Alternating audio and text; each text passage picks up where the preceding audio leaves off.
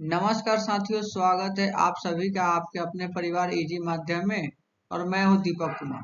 और आज हम लोग करने वाले हैं पॉलिटी का टॉपिक नंबर दूसरा। ये है प्रियम्बल यानी प्रस्तावना। जितने सारे ऑब्जेक्टिव प्रस्तावना से अब तक पूछे गए हैं वनडे एग्जाम में सबको हम लोगों ने कवर किया है। चलिए बिना समय गवाए हुए हम लोग शुरू करते हैं। क्वेश्चन नंबर पहला, भारतीय संविधान के किस भाग को उसकी आत्मा की व्याख्या प्रदान की गई। मतलब भारतीय संविधान के किस भाग को उसकी आत्मा कहा गया। तो भारतीय संविधान की प्रस्तावना को उसकी आत्मा कहा गया। अगला सवाल, धर्मनिरपेक्षता का अर्थ क्या है। धर्मनिरपेक्षता का अर्थ क्या है। धर्मनिरपेक्षता का अर्थ है राष्ट्र सभी धर्मों को मान्यता देता है लेकिन उसका अपना कोई धर्म नहीं होता।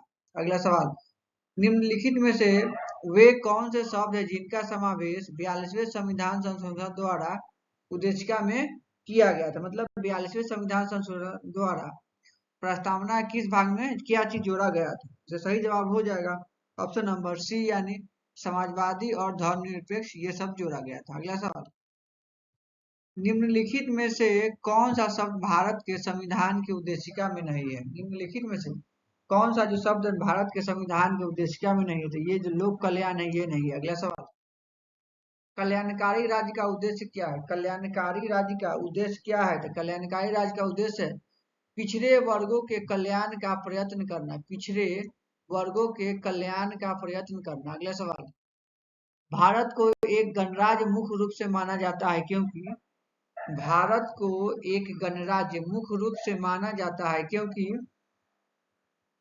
राष्ट्रपति का यहाँ पे चुनाव होता है। अगला सवाल, भारतीय संविधान की प्रस्तावना के संदर्भ में निम्नलिखित में से कौन सा क्रम सही है। मतलब जो भारत की जो प्रस्तावना है उसमें कौन सा क्रम सही है। तो इसमें जो क्रम है ना ये है, देखो, सार्वभौम, स्वतंत्रता, समाजवादी, धर्मनिरपेक्ष, जनवाद और गणतंत्र, ये वाला सही है। अगला सवाल, संविधान के अंतर्गत भारतीय लोकतंत्र के आदर्शों को हम कहाँ देख सकते हैं। संविधान के अंतर्गत भारतीय लोकतंत्र के आदर्शों को हम कहाँ देख सकते हैं। तो हम उसे प्रस्तावना में देख सकते हैं। अगला सवाल, भारत के संविधान में प्रस्तुत हमारे देश का नाम क्या है। भारत के संविधान में प्रस्तुत हमारे देश का नाम क्या है। तो ये जो है ना इसका है भारत, इंडिया अर्थात भारत, ये हमारे देश का नाम है। अगला सवाल, किस वर्ष भारत एक प्रभुत्व संपन्न प्रजातांत्रिक गणराज्य बना। किस वर्ष भारत एक प्रभुत्व संपन्न प्रजातांत्रिक गणराज्य बना। तो सही जवाब हो जाएगा ऑप्शन नंबर डी यानी 1950 में। 1950 में बने थे। स्वतंत्रता तो हमें मिले था 1947 में, लेकिन हम लोग प्रभुत्व संपन्न प्रजातांत्रिक गणराज्य बने थे 1950 में। अगला सवाल, संविधान के प्रस्तावना का संशोधन कितनी बार किया गया। संविधान में के प्रस्तावना में संशोधन कितनी बार किया गया है। संविधान में के प्रस्तावना में एक बार संविधान संशोधन प्रस्तावना में किया गया है। अगला सवाल, भारत के संविधान की प्रस्तावना में प्रथम संशोधन कब किया गया था। भारत के संविधान की प्रस्तावना में पहली बार संशोधन जो किया गया था ये किया गया था 1976 ईस्वी में किया गया था। अगला सवाल, भारतीय संविधान की उद्देशिका में परिवर्तन किस संविधान संशोधन अधिनियम द्वारा किया गया था। भारतीय संविधान की उद्देशिका में परिवर्तन किस संविधान संशोधन द्वारा किया गया था। तो सही जवाब हो जाएगा ऑप्शन नंबर सी यानी 42वां संविधान संशोधन द्वारा। जवाहरलाल नेहरू द्वारा उद्देश्य प्रस्ताव कब दिया गया था।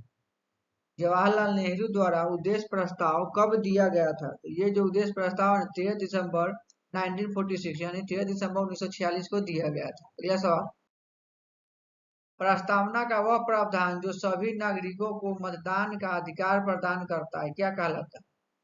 प्रस्तावना का वह प्रावधान जो सभी नागरिकों को मतदान का अधिकार प्रदान करता है क्या कहलाता है। तो वो कहलाता है न्याय कहलाता है। अगला सवाल, भारत के संविधान की प्रस्तावना में समाजवादी और धर्मनिरपेक्ष शब्द को किस संविधान द्वारा जोड़ा गया है। भारत के संविधान की प्रस्तावना में समाजवादी और धर्मनिरपेक्ष शब्दों को किस संविधान द्वारा जोड़ा गया है। सही जवाब हो जाएगा ऑप्शन नंबर बी 42वें संविधान द्वारा। अगला सवाल, भारत के संविधान की प्रस्तावना में प्रयुक्त शब्द गणराज्य सूचित करता है कि भारत के संविधान की प्रस्तावना में प्रयुक्त शब्द गणराज्य सूचित क्या करता है? तो गणराज्य जो है ना वो सूचित करता है कि देश शासन निर्वाचित प्रतिनिधि द्वारा चलाया जाएगा। तो देश का जो शासन है ना तो जनता जिसको चुनेगा उसके द्वारा चलाया जाएगा। अगला सवाल, एक धर्मनिरपेक्ष लोकतांत्रिक व्यवस्था को संविधान के मार्गदर्शक आदर्शों, विचारों और प्रेरणा स्रोतों को निर्दिष्ट करने वाली क्या कहलाती है? मतलब एक धर्मनिरपेक्ष लोकतांत्रिक व्यवस्था को संविधान के मार्गदर्शक आदर्शों, विचारों और प्रेरणा स्रोतों को निर्देश करने वाली क्या कहलाता है? ये कहलाती है प्रस्तावना। अगला सवाल, 1973 में केशवानंद भारती केस में इस सवाल का उत्तर दिया गया कि प्रस्तावना को, मतलब 1973 में जो केशवानंद भारती केस था उसमें जो सवाल था उसका उत्तर कौन सा दिया था? तो यही उत्तर था उसका कि प्रस्तावना में संशोधन नहीं किया जा सकता है। अगला सवाल, प्रस्तावना का वह प्रावधान जो सभी नागरिकों को मतदान का अधिकार प्रदान करता है क्या कहलाता है? प्रस्तावना का वह प्रावधान जो सभी नागरिकों को मतदान का अधिकार प्रदान करता है क्या कहलाता है? तो वो जो है ना वो कहलाता है न्याय कहलाता है। अगला सवाल, निम्न में से किसने भारतीय संविधान की प्रस्तावना को संविधान का हृदय कहा? मतलब संविधान का हृदय किसे कहा गया था? भीमराव अम्बेडकर ने प्रस्तावना को भारतीय संविधान का आत्मा कहा है। भारतीय संविधान की प्रस्तावना को सर्वप्रथम किस देश से लिया गया? भारतीय संविधान की प्रस्तावना को किस देश के संविधान से लिया गया? ये ऑस्ट्रेलिया के संविधान से लिया गया। अगला सवाल, निम्नलिखित में से किसने भारतीय संविधान की प्रस्तावना को संयुक्त राष्ट्र लोकतांत्रिक गणराज्य की जन्म पत्रिका कहा?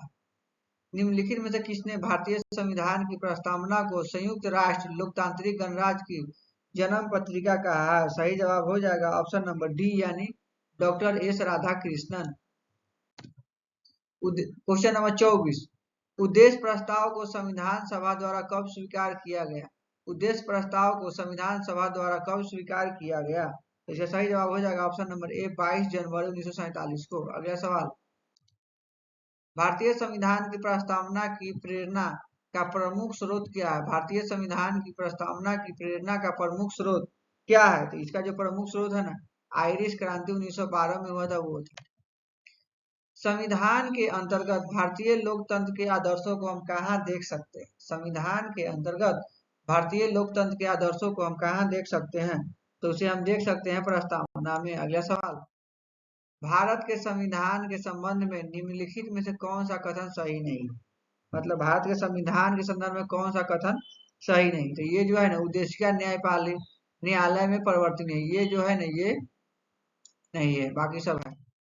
उद्देश्य प्रस्ताव, क्वेश्चन नंबर 28, उद्देश्य प्रस्ताव में किस शब्द का प्रयोग नहीं किया गया था? उद्देश्य प्रस्ताव में किस शब्द का प्रयोग नहीं किया गया था? सही जवाब हो जाएगा ऑप्शन नंबर डी यानी वैश्विक चार में। वैश्विक चार में।